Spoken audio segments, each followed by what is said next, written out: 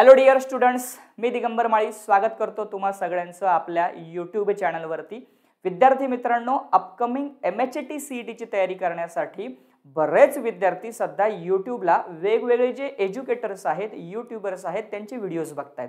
आता हे व्हिडिओ बघणं काही चुकीचं नाहीये, पण इतके व्हिडिओज बघितल्यानंतर त्या समोरच्या विद्यार्थ्याचं कन्फ्युजन होतं।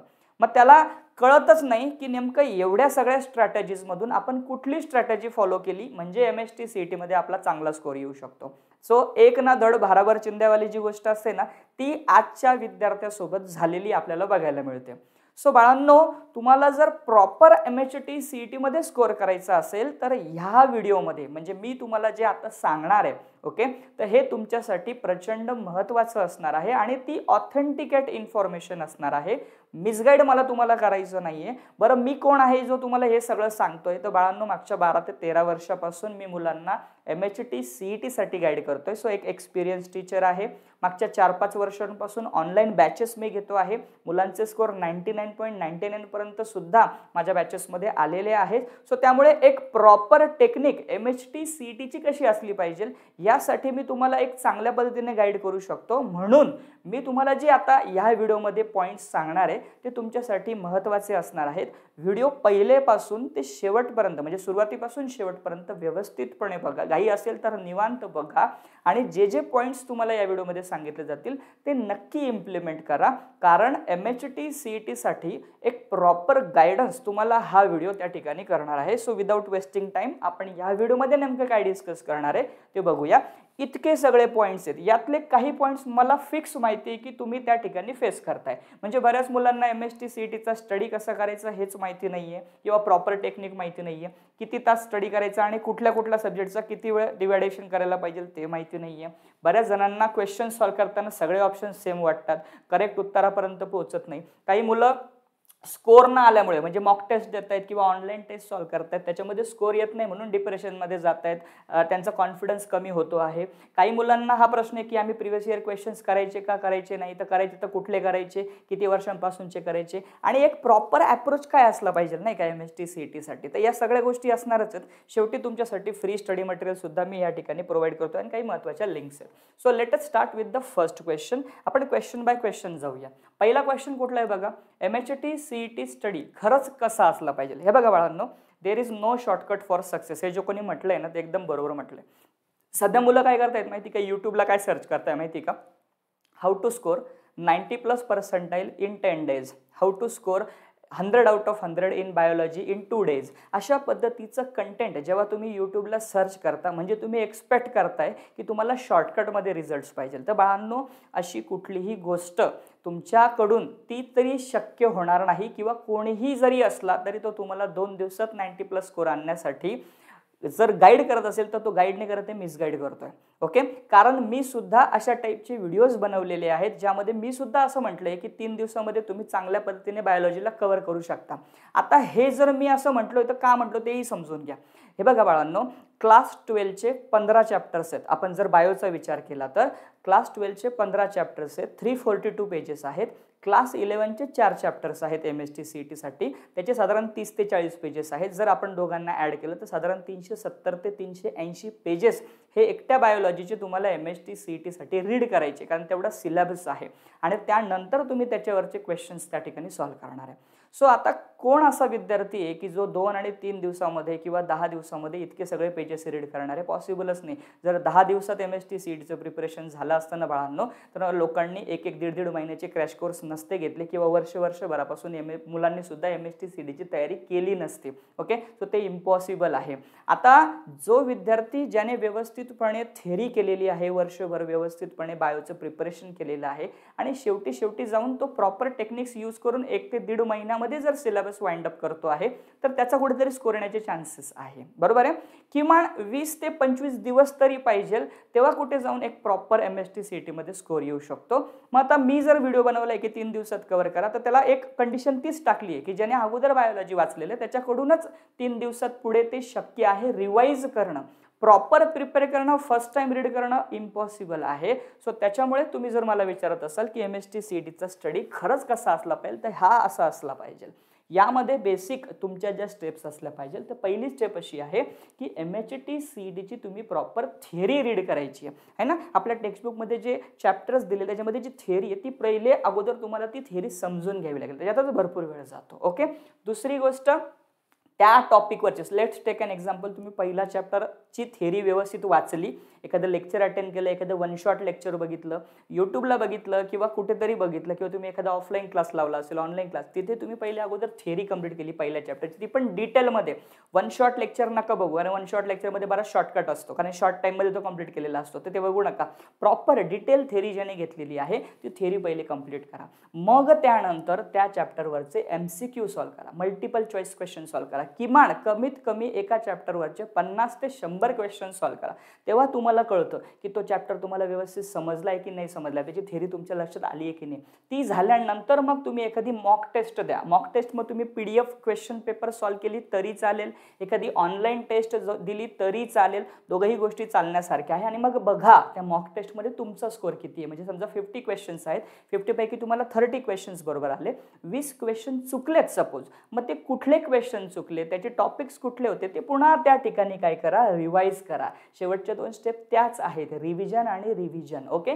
सो जेव्हा तुम्ही या स्टेप्स मधून जातात तेव्हाच तुमचा स्कोर व्यवस्थित येऊ शकतो. हा प्रॉपर प्लॅन आहे, ऑथेंटिक प्लॅन आहे, याला तुम्ही स्किप नाही करू शकत, किंवा याच्यातली कुठली स्टेप तुम्ही स्किप नाही करू शकत. जर तुम्ही विचार करत असाल नाही नाही मला तो व्यक्ती असा आहे आणि तो असं सांगतो आहे, तर बाळांनो तो तुम्हाला मिसगाईड करतोय. मी तुम्हाला इतकंच सांगेल, याच प्रॉपर स्टेप्स आहेत. This is the proper way to achieve success. Okay. ही झाली step number 1, slide number 1. Okay.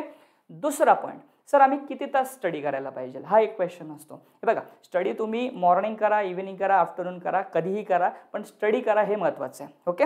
Right. So minimum किती वेळ तुम्ही स्टडी केला पाहिजे, तर त्याचं उत्तर आहे मिनिमम तुम्ही 2 ते 3 तास स्टडी केला पाहिजे. बायोलॉजीचा, एकट्या बायोलॉजीचं सांगतोय मी तुम्हाला.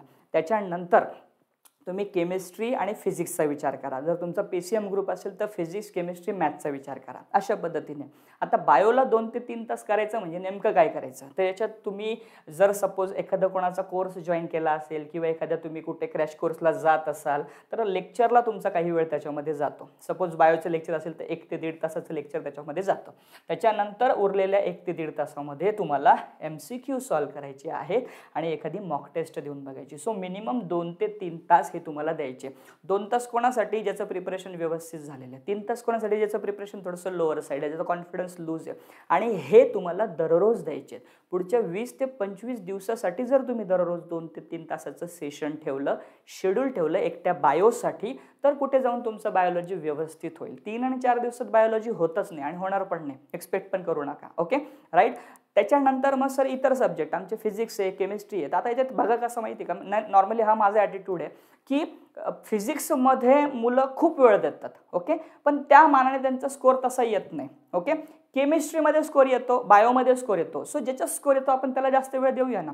ओके. राईट. म्हणजे उदाहरणार्थ बायोमध्ये जर स्कोर येतो आहे, दिसतंय आपल्याला की खूप साऱ्या मुलांना 99.99 पर्यंत स्कोर येतात, तर आपण बायो परफेक्ट करू ना, म्हणजे आपले बायोचे मार्क्स सिक्युअर होऊन जातील.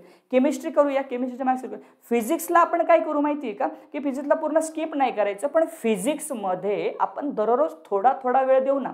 ओके. म्हणजे आपण त्याला हाताशी धरू ना, त्याला पूर्णपणे डेडिकेट करण्यापेक्षा किंवा पूर्ण फिजिक्सच करण्यापेक्षा आणि केमिस्ट्री आणि बायोकडे पूर्णपणे दुर्लक्ष करण्यात काही पॉईंट नाहीये. ओके. सो फिजिक्स तुम्ही हाताशी धरा, कारण बऱ्याच मुलांना फिजिक्स हे अवघड गेल्यासारखं वाटतं किंवा फिजिक्स जास्त टेन्शन येतं. मी तसं म्हणणार नाही, फिजिक्स पण हा विषय चांगला आहे, त्यात पण तुम्ही स्कोर करू शकता, पण नॉर्मल एक ट्रेंड सांगतोय. सो तुम्ही अशा पद्धतीने बायोला 2 ते 3 तास द्या, केमिस्ट्रीला 1 ते 2 तास देऊ शकता आणि फिजिक्सला पण तसंच 1 ते 2 तास देऊन तुमचं एक नियोजन 5 ते 6 तासाचं जर तुम्ही बनवलं तर दॅट विल बी बेटर नियोजन. ओके. राईट. नेक्स्ट पॉईंट जो आहे, सगळे ऑप्शन्स बरोबर वाटतात. बरेच मुलं असे आहेत की जेव्हा ते क्वेश्चन्स रीड करतात, मी तुमच्यासाठी मुद्दाम एक क्वेश्चन इथे ठेवलाय की क्वेश्चन रीड केल्यानंतर त्यांना सगळे ऑप्शन, आता खरं सांगायचं झालं फॉर्च्युनेटली इथे सगळे ऑप्शन सारखेच वाटतात. बरोबर आहे. सो करेक्ट आन्सर निवडणं त्यांच्यासाठी अवघड बसतं. त्यांना कळत नाही की याच्यातलं करेक्ट ऑप्शन कुठलं आहे, किंवा 2 ऑप्शन्स त्यांना फिक्स माहिती असतात की हे उत्तर नाही, पण 2 ऑप्शन असे असतात की ज्यांच्यामध्ये त्यांना असं वाटतं की यातलं कुठला तरी एकच ऑप्शन त्या ठिकाणी बरोबर आहे, हे तर कन्फर्म आहे, पण हे दोघंही त्यांना बरोबर वाटत असतात त्या मोमेंटला, आहे ना. बरोबर तर एकच आहे, पण त्या मोमेंटला त्यांना दोघंही बरोबर वाटत असतात. जसं की हा क्वेश्चन आहे की under particular set of selection pressures oysters and pelagic fish shows, आहे ना. ऑयस्टर आणि जे पेलाजिक फिश आहे ना ते काय शो करतात. आता नॉर्मली या क्वेश्चनला जर सॉल्व्ह करायचं असेल तर इथे तुमची थेरी व्यवस्थित असणं गरजेचं आहे, आणि थेरी सोबत लॉजिक पण पाहिजे, आहे ना. थोडंसं लॉजिक पण आपल्याला लावायचं असतं. जसं की ऑयस्टर हा एक स्मॉल ॲनिमल आहे, बरोबर आहे ना, छोटासा ॲनिमल आहे, म्हणजे त्याची साईज कशी बाळांनो, स्मॉल साईज आहे, बरोबर आहे.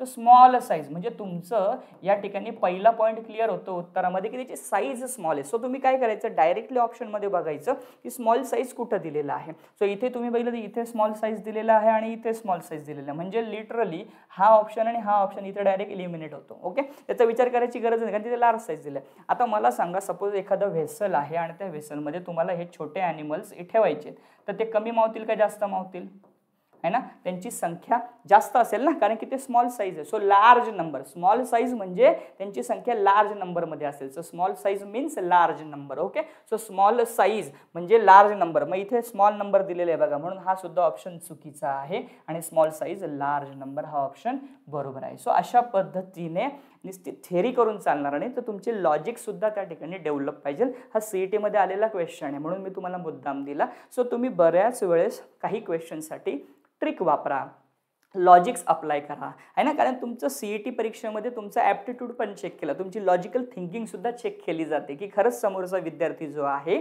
त्याला खरंच तितकी अंडरस्टँडिंग आहे का कॉन्सेप्टची. या गोष्टी जनरली अशा पद्धतीने विचारल्या जातात. सो आणि दुसरी गोष्ट, बाय प्रॅक्टिस तुम्ही जितके जास्त MCQ सॉल्व्ह करणार, जितकी जास्त रिव्हिजन करणार, तो प्रॉब्लेम तुमचा कालांतराने सॉल्व्ह होईल. त्याच्यामध्ये तुम्हाला टेन्शन येण्यासारखं काही राहणार नाही. सुरुवातीला येतं, सुरुवातीला चुकतं आपलं, चुकूनच माणूस शिकत असतो, आहे ना, चुकांमधूनच शिकत असतो. ओके, तिसरी गोष्ट, स्कोर नाही डिप्रेशन येतं, बरोबर आहे. जेव्हा एखादी मॉक टेस्ट सोडवतो आपण, सपोज 50 क्वेश्चन आहे, मॉक टेस्ट सॉल्व्ह केली आणि सॉल्व्ह केल्यानंतर त्या ठिकाणी जर स्कोर नाही आला, तर एका मुलाची मला छान कमेंट होती की सर मी 50 मार्काचा पेपर सोडवला, 50 पैकी माझे 20च बरोबर आले, 30 चुकले. तर मला कॉन्फिडन्स यायच्या ऐवजी डायरेक्ट डिप्रेशनच आलं की बापरे माझे इतके कसं काय चुकले. तर सुरुवातीला हे होतं. ओके, सुरुवातीला जेव्हा तुम्ही स्टडी स्टार्ट करता, जेव्हा MCQ स्टार्ट करता सॉल्व्ह करायला, तर सुरुवातीच्या लेवलला हे होतं. हळूहळू जसं जसं तुम्ही क्वेश्चन्सची लेवल वाढवतात, म्हणजे उदाहरणार्थ तुम्ही सुरुवातीला 50 क्वेश्चन सोडवले, मग तुम्ही 60 सोडवले, 70, हळूहळू जसं जसं तुम्ही क्वेश्चन्स वाढवता तसं तसं तुमचा ब्रेन त्या गोष्टीला यूज टू होतो आणि तुमचा कॉन्फिडन्स इन्क्रीज होतो. बऱ्याच नवीन गोष्टी तुम्हाला कळायला लागतात. तुमची लॉजिकल थिंकिंग जर तुम्ही व्यवस्थित क्वेश्चन सॉल्व्ह केले असतील तर डेव्हलप होते आणि मग हा प्रॉब्लेम सॉल्व्ह होतो. तुमची ॲक्युरसी वाढते. पहिल्याच दिवशी एक्सपेक्ट करू नका की तुम्ही 50 क्वेश्चन सोडवले, 50च्या 50 बरोबर आले. फार कमी मुलांचे ते बरोबर येतात, 50 येतच नाही, बरोबर. ठीक आहे, बाय प्रॅक्टिस ते होणार आहे. त्याच्यामुळे स्कोर सुरुवातीला जर तुमचा कमी येत असेल तर टेन्शन घ्यायची गरज नाही. सगळ्यांच्या बाबतीत हे असंच घडतं. ओके, प्रॅक्टिस न होईल. म्हणजे फॉर एक्झाम्पल क्रिकेटचं उदाहरण देता येईल. तुम्ही पहिल्या दिवशी क्रिकेट खेळायला गेले आणि सेंचुरी मारून येणार आहे का? अजिबात नाही. कदाचित तुम्हाला जमणार नाही ना, कदाचित पहिले तुम्हाला तर तुमच्या बॅटला तर बॉलच लागणार नाही, किंवा तुम्हाला बॅटला बॉल लागला तर तुम्हाला व्यवस्थित खेळता येणार नाही, किंवा तुम्ही आउटही होऊन जाणार. तर असे प्रॉब्लेम्स तुम्हाला सुरुवातीला येतील, बट बाय प्रॅक्टिस तुम्हाला त्या सगळ्या गोष्टी हळूहळू जमायला लागतील. ओके, सो क्वेश्चन्सचं पण तसंच आहे, ॲक्युरेसीचं पण तसंच आहे. सुरुवातीला तुम्हाला जर क्वेश्चन्स बरोबर येत नसेल म्हणून डिप्रेशन येत असेल तर त्याचा इतका जास्त विचार करणं गरजेचं नाही आहे. हळूहळू तो प्रॉब्लेम सॉल्व्ह होऊन जाईल. Okay, right, good. Next, PYQ परीक्षेला येतात का? PYQ म्हणजे प्रिव्हियस इयर क्वेश्चन्स परीक्षेला येतात का? माझं स्पष्ट मत आहे हो, परीक्षेला प्रिव्हियस इयर क्वेश्चन्स येतात. सो तुम्ही प्रिव्हियस इयर क्वेश्चन्स केले पाहिजे का? Yes, absolutely. चांगला स्कोर येण्यासाठी प्रिव्हियस इयर क्वेश्चन्स आपण केलेच पाहिजे. आता ते कुठले केले पाहिजे याच्यामध्ये शंका असू शकते, बरोबर आहे. सो तुमच्यासाठी मी ते सोपं केलेलं आहे. सो नॉर्मली मी मुलांना रेकमेंड करतो की तुम्ही 2021, 2022, 2023 आणि 2024 मध्ये जे प्रश्न MHT CET परीक्षेमध्ये विचारले गेलेले आहेत ते सर्वच्या सर्व प्रश्न करणं अपेक्षित आहे, गरजेचं आहे. मोस्ट ऑफ क्वेश्चन्स या 4ही इयर्समधून तुम्हाला 2025ला म्हणा, 2026ला म्हणा बघायला मिळतील. त्यामुळे माझं रेकमेंडेशन असेल तुम्हाला प्रिव्हियस इयर क्वेश्चन्स करूनच जा. पण आता बऱ्याच वेळेस काय होतं ना, प्रिव्हियस इयर क्वेश्चन्स जेव्हा विचारले जातात रिपीटेड, तर त्यावेळेस सेम क्वेश्चन रिपीट होण्याचे चान्सेस कमी असतात. मग त्यामुळे काय केलं जातं की त्या क्वेश्चनला थोडंसं फोल्ड केलं जातं, त्या क्वेश्चनला थोडंसं बदललं जातं. जसं तुम्हाला थोड्या वेळापूर्वी इथे क्वेश्चन दिला होता ना, त्या क्वेश्चनमध्ये कदाचित ॲनिमलची नावं बदलतील आहे ना, जिथे तुम्हाला ऑयस्टर विचारतं, ऑयस्टरच्या ऐवजी कदाचित तुम्हाला मॅमल्स विचारतील. सो मॅमल्स विचारलं तर साईज बदलून जाईल. सो लार्ज साईज होईल, स्मॉल नंबर होईल, उत्तर तुमचं बदलून जाईल. सो असं होतं. Okay, so previous year questions येतात का? येस येतात. सेम येतात का? हो, त्याचं प्रमाण कमी असतात, पण मोस्ट ऑफ क्वेश्चन्स हे थोडेसे मॉडिफाय करून त्या ठिकाणी विचारले जातात आणि तेवढं पुरेसे असतात आपल्याला उत्तर येण्यासाठी. सो हे 4 वर्ष लक्षात ठेवा. त्या 4ही वर्षांचे प्रिव्हियस इयर क्वेश्चन्स तुम्हाला MHT CET साठी करूनच जायचे. ओके, सो आय थिंक तुम्हाला कळालं असेल मी थोड्या वेळापूर्वी जे बोललो होतो की there is no shortcut for success. तर का? कारण की थोडासा वेळ तुम्हाला द्यावा लागेल. Real approach for MHT CET tension. आता बघा बाळांनो, परीक्षेचं टेन्शन येतं ना, तर काय येतं? कारण आपण लिव्हिंग ऑर्गॅनिझम्स आहे, आपण बायोमध्ये शिकतो, आपल्यालाच टेन्शन येणार आहे बाळांनो. आपण सिम्पॅथॅटिक नर्वस सिस्टम शिकतो आहे ना, जेव्हा आपण पॅनिक सिच्युएशनमध्ये असतो, फिअरमध्ये असतो आहे ना, सो त्यावेळेस आपल्या बॉडीमध्ये काही चेंजेस होतात. सो टेन्शन सुद्धा त्याचा एक भाग आहे. टेन्शन येतो म्हणून आपण त्याच्यावर सोल्युशन काढण्याचा प्रयत्न करतो ना. टेन्शनच आलं नसतं तर रिलॅक्स राहिलो असतो. सो तुम्हाला जर टेन्शन येतं तर समजून घ्या you are on the right track, म्हणजे तुम्ही त्यातून सोल्युशन काढण्याच्या मार्गामध्ये आहात. सो सोल्युशन काय आहे? सो माझं इथे जेन्युइन गायडन्स तुम्हाला हा असेल की बाळांनो, कुठली पण एखादी MHT CET ची बॅच जॉईन करा. मी म्हणणार नाही की माझीच बॅच जॉईन करा. ओके, तर परत मुलांना वाटेल की सर कोर्स सेल करू राहिले, अजिबात नाही. मी तुम्हाला जेन्युइनली सांगतो, तुम्ही एखादा ऑफलाईन क्लास लावू शकत असाल, तुम्हाला जर अफोर्डेबल असेल, कारण की ऑफलाईन क्लासची फी थोडी जास्त असते, जर तुम्हाला परवडत असेल तर एखादा ऑफलाईन क्लास लावू शकता, काही प्रॉब्लेम नाही. एखादी ऑनलाईन बॅच जॉईन करू शकता, काहीच प्रॉब्लेम नाही. फक्त कुठेही क्लास लावण्याच्या अगोदर किंवा कुठलीही बॅच जॉईन करण्याच्या अगोदर त्या टीचर सोबत तुमची फ्रिक्वेन्सी मॅच होते का ते बघा. म्हणजे तो जे शिकवतोय, जसं मी तुम्हाला आता हे सांगतोय, जर मी हे सांगितलेलं तुम्हाला कळत असेल, माझी फ्रिक्वेन्सी तुमच्यासोबत जर मॅच होते तरच ती बॅच जॉईन करा. नाही तर तुम्ही बॅच जॉईन करून घेणार आणि तो टीचर तुम्हाला काय शिकवतो त्याची फ्रिक्वेन्सीच मॅच होत नाही, तुम्हाला कळणारच नाही, ते पैसे वाया जातील तुमचे, ऑफलाईनला पण आणि ऑनलाईनला पण. सो मेक शुअर की तुमची फ्रिक्वेन्सी त्याच्यासोबत मॅच होते. बॅच का जॉईन करा? त्याचं कारण असं आहे की जेव्हा आपण एखादी बॅच जॉईन करतो ना बाळांनो, तर आपल्याला एक डिसिप्लिन लागतो, आपल्याला एक सवय लागते की बाबा या वेळेत आपल्याला हा क्लास करायचा आहे, हा कोर्स जॉईन केला तर हे लेक्चर करायचं आहे. कारण की आपण कितीही म्हटलं की बाबा नाही मी करून घेईल, मग MHT CETचा घरी स्टडीज होतो तर काही प्रॉब्लेम नाही, मी यूट्यूबला बघून घेईल, कितीही ठरवलं तर आपल्यामध्ये डिसिप्लिन येत नाही. जेव्हा आपण एखादा कोर्स जॉईन करतो तर आपलं एक शेड्यूल बनतं, त्या शेड्यूलप्रमाणे आपण दररोज लेक्चर करतो किंवा ऑफलाईन क्लासला असेल तर आपण त्या टायमिंगला क्लासला जातो, एक डिसिप्लिन लागतो. म्हणून बॅच जॉईन करा. परवडेबल कोणती बॅच असते? तर ऑनलाईन बॅच परवडेबल असते आहे ना, ऑफलाईन थोडीशी जरा महाग पडते आपल्याला. पहिली स्टेप. दुसरी स्टेप, त्या बॅचमध्ये मग ती ऑनलाईन असेल ऑफलाईन असेल, त्याच्यात जे तुम्हाला शिकवलं जातं, त्याच्यात जे लेक्चर्स होतात, त्याच्यात जे कोर्सेस होतात ते रेग्युलरली अटेंड करा आहे ना. बरेच मुलं काय करतात, ऑनलाईन बॅच जॉईन करता, एक दिवस करतील, सोमवारी करतील, मंगळवारी करणार नाही, बुधवारी करतील, शुक्रवारी करणार नाही, असं करू नका. रेग्युलरली लेक्चर्स करा, सगळे लेक्चर करा, दिवसातून 2 होत असतील, 3 होत असतील, सगळे लेक्चर्स करा. ओके, आणि त्यानंतर तुमचा रोल स्टार्ट होतो, तो म्हणजे असा की तुम्हाला जे जे काही शिकवलं गेलं त्या बॅचमध्ये त्याचं सेल्फ प्रिपरेशन करा. स्वतः अनालाइज करा की बाबा तुम्हाला किती येतंय, त्या गोष्टी तुम्हाला किती समजल्या, सरांनी क्वेश्चन सॉल्व्ह करून दिले पण तुम्हाला किती कळालंय. सो आता इतक्या सगळ्या गोष्टी जर तुम्ही व्यवस्थित केल्या तर मला नाही वाटत तुम्हाला काही टेन्शन येण्याची गरज आहे. ओके, आणि इतकं केल्यानंतर जर टेन्शन येत असेल तर टेन्शन घेऊ नका, कारण की ते चांगलं टेन्शन आहे. ओके, कारण की ते तुमच्या ग्रोथसाठीच आहे. सो आय होप तुम्हाला मी सगळ्या गोष्टी क्लिअर केल्या. आता जितक्या पण गोष्टी मी तुम्हाला सांगितल्या ना त्या प्रॉपर ऑथेंटिक होत्या. सो या गोष्टींचं सोल्युशन माझ्याकडे आहे आणि ते पण जस्ट 499 रुपीजमध्ये, जी माझी बॅच मी तुम्हाला बोललो. तुम्ही जर इंटरेस्टेड असाल, इच्छुक असाल, तुम्हाला वाटतं या समोरचा माणूस काहीतरी पॉईंट बोलतोय, ओके, याचं काहीतरी महत्त्वाचं आणि सांगितलेलं आम्हाला कळतंय. सो ही बॅच जी आहे आपली MHT CETची बॅच आहे, लाईव्ह बॅच आहे. या बॅचमध्ये मी मुलांना लाईव्ह शिकवतो. यामध्ये इतक्या सगळ्या गोष्टी अवेलेबल ऑलरेडी आहेत आणि आता ही बॅच चालू आहे. अजून तुमच्याकडे वेळ आहे, अजूनही तुमच्याकडे जर 20 दिवस असतील तर तुम्ही ही बॅच डोळे बंद करून जॉईन करा, कारण की ही बॅच तुम्हाला 20 दिवसात सुद्धा चांगला स्कोर आणून देऊ शकते. पण तुमच्याकडे जर शेवटचे काही दिवस असतील तर मी स्वतःहून रेकमेंड करेल तुम्हाला की बॅच नाही जॉईन केलेली बरी आहे. ओके, कारण की प्रिपरेशन करण्यासाठी तुमच्याकडे दिवस तर पाहिजे ना, ॲटलिस्ट सिलेबस कव्हर करायला किंवा क्वेश्चन्स बघायला. पण जे मुलं आता 20 दिवसांपेक्षा ज्यांच्याकडे कमी दिवस उरलेले आहेत, असं जे मुलं असतील 10 दिवस 15 दिवस उरले, तर तुम्ही माझी जी दुसरी बॅच आहे टेस्ट सिरीजची ती जॉईन करून घ्या. ओके, त्यात तुम्हाला क्वेश्चन सॉल्व्ह करा, म्हणजे मॉक टेस्ट तरी तुम्हाला भेटून जातील, त्याची तुमची तयारी होऊ शकते. Okay right. सो ही बॅच परफेक्ट बॅच आहे. ही बॅच फक्त 499 बायोलॉजी याच्यामध्ये कव्हर केलं जाईल. आणि ज्यांना फ्री स्टडी मटेरियल हवं आहे त्यांना माझं ॲप्लिकेशन इन्स्टॉल करायला लागेल. आपला जी बॅच आहे ती बॅच पण माझ्या ॲप्लिकेशनवरच आहे. ओके, माझं एक ऑनलाईन ॲप्लिकेशन आहे, प्ले स्टोअरला आहे, दिगंबर माळी नावाने आहे ते तुम्ही इन्स्टॉल करून आपली बॅच जॉईन करू शकता. बॅच कशी जॉईन करायची, कोर्समधले लेक्चर कसे बघायचे याच्याबद्दलची सगळी माहिती खाली डिस्क्रिप्शनमध्ये ऑलरेडी दिलेली आहे तुम्हाला. आणि एक व्हॉट्सअपचा नंबर पण दिला आहे 8767051918. या नंबरवर तुम्ही जर हाय टाईप करून मेसेज पाठवला ना, तर या सगळ्या लिंक्स मी तुम्हाला पाठवून देईल, तिथे जाऊन तुम्ही कोर्स जॉईन करू शकता. जे मुलं फ्री स्टडी मटेरियलच्या अपेक्षेमध्ये आहेत तर तुम्ही ॲप्लिकेशन इन्स्टॉल केल्यानंतर डाव्या बाजूला तुम्हाला अशा 3 लाईन्स मिळतील बघायला. या 3 लाईन्सवर जाऊन तुम्ही या ठिकाणी आपलं free study material MHT CET free study material इथे या फोल्डरला जाऊन बघू शकता. ओके राईट, ते तुमच्यासाठीच आहे, तुम्ही बघायला काही हरकत नाही आहे. हा माझा व्हॉट्सअप नंबर, याच्यावर जस्ट तुम्हाला हाय टाईप करायचं आहे, सगळ्या लिंक्स तुम्हाला मिळून जातील. ओके, हे आपलं ॲप्लिकेशन आहे. अशा पद्धतीने इथे तुम्हाला कोर्स भेटून जाईल, ते तुम्ही इन्स्टॉल करा आणि तुम्ही कोर्स कम्प्युटर आणि लॅपटॉप दोघंही ठिकाणी, कम्प्युटर लॅपटॉप मोबाईल तिघंही ठिकाणी बघू शकता. आणि हे आपले यूट्यूब चॅनल आहे आणि इतर सोशल मीडिया हँडल्स आहेत. इन्स्टा वापरत असेल तर इन्स्टाला पण मी अवेलेबल आहे, टेलिग्राम पण आहे, आपलं व्हॉट्सअपचं चॅनलसुद्धा आहे व्हॉट्सअपचं, त्याच्यासुद्धा तुम्ही जाऊन आपल्या लिंक्स त्या ठिकाणी मिळवू शकता. I hope I made it clear. तुम्हाला एक प्रॉपर गायडन्स त्या ठिकाणी दिला आहे. हे सेशन मी अगोदर आहे ना लाईव्ह प्लॅन केलं होतं, पण थोडंसं काहीतरी टेक्निकल इश्यू आलं, ते सेशन लॅग होत होतं, म्हणून मी ते स्टॉप करून तुम्हाला हा रेकॉर्डेड फॉर्मॅटमध्ये व्हिडिओ देतो आहे. जास्तीत जास्त मुलांपर्यंत पोहोचवा. प्रॉपर आणि ऑथेंटिकेट इन्फॉर्मेशन मी याच्यामध्ये दिलेली आहे. I hope I made it clear. मी पुन्हा एकदा तुम्हाला तुमच्या upcoming MHT CET all the best देतो.